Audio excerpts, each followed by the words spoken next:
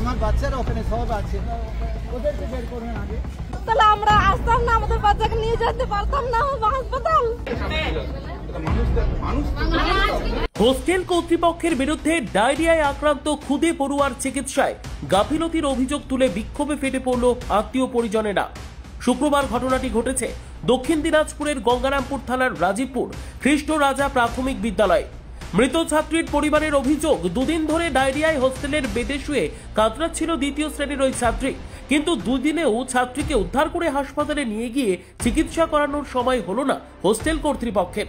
ফলে অবহেলায় মৃত্যুর কোলে ঢলে পড়ল এক ছাত্রী। বাচ্চাটাকে আমাদেরকে খবর দিল না, আমাদেরকে অসুস্থতাও শেষের পথে আমাদেরকে খবর দিয়ে আমরা হোস্টেল নিয়ে যাই, মারা গেল। আপনারা কি জানতে পেরেছিলেন কতদিন ধরে অসুস্থ? এখন যেটা দিয়ে রান্না করে সেটা বলতে 2-3 দিন ধরে।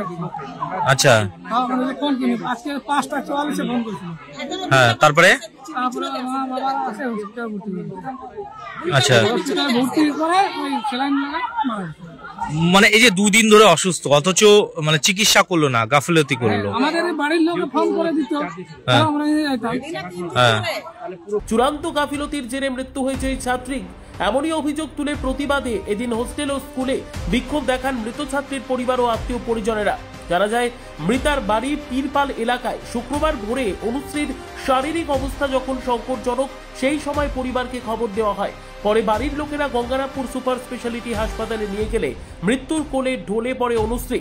বিক্ষোভ পরিস্থিতি সামাল দিতে ঘটনাস্থলে পৌঁছয় গঙ্গারামপুর থানার বিশাল পুলিশ বাহিনী।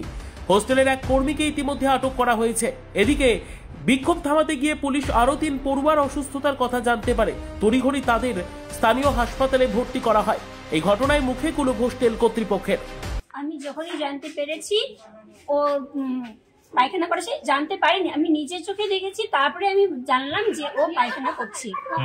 তার আগে আমি জানিনি, আর নিজেও বলেনি, কোনো বাচ্চাই বলেনি যে ও পায়খানা করছে। আমি জিজ্ঞাসা করেছিলাম কি হয়েছে, কিছু বলে না।